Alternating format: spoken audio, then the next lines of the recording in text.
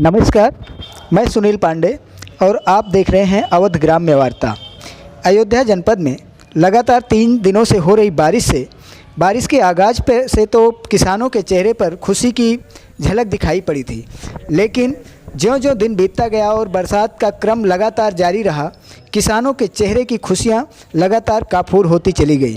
किसानों के तैयार गन्ने की फसल जमी दोज हो गई और अगेती धान की फसल भी, जिसमें कि बालियों में दाने पड़ रहे थे, वो सारी की सारी फसलें ज़मीन पर चौपट हो गई। इससे किसानों के चेहरे पर आई खुशी पल भर में रवाना हो गई और उनके चेहरे पर गम साफ साफ दिखाई पड़ने लगा और माथे पर सिकन की लकीरें दिखाई पड़ने लगी। इस बारे में हमने जब किसानों से बात की तो उन्होंने बताया। कौन सा गांव है? नारायणपुर। ये जो बरसात हुई है, इससे क्या नुकसान हुआ है आप लोगों का? कुछ नुकसान हुआ है? ये गन्ना सन्ना गिरा बा और कौन नुकसान और सब गन्ना गिर गया सब। कितना गन्ना आपका नुकसान हुआ है? हमारे कम से कम 4 बीघा गन्ना।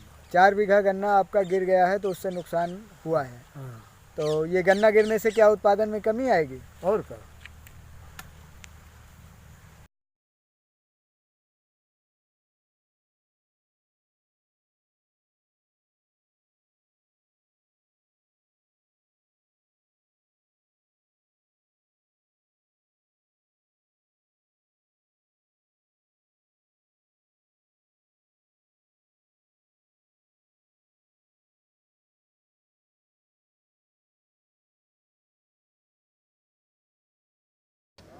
शनिवार की शाम को जब बारिश जरा सी थमी तो कहीं खेत के किनारे किसान सर पर हाथ रखे हुए नजर आए, तो कहीं गन्ने की फसल को खड़ा करके उनको बांधते हुए नजर आए।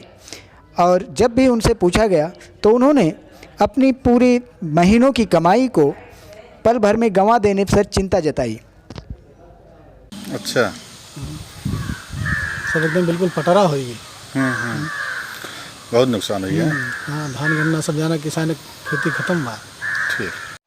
अयोध्या जनपद की खबरों से अपडेट रहने के लिए कृपया हमारे चैनल को सब्सक्राइब करें।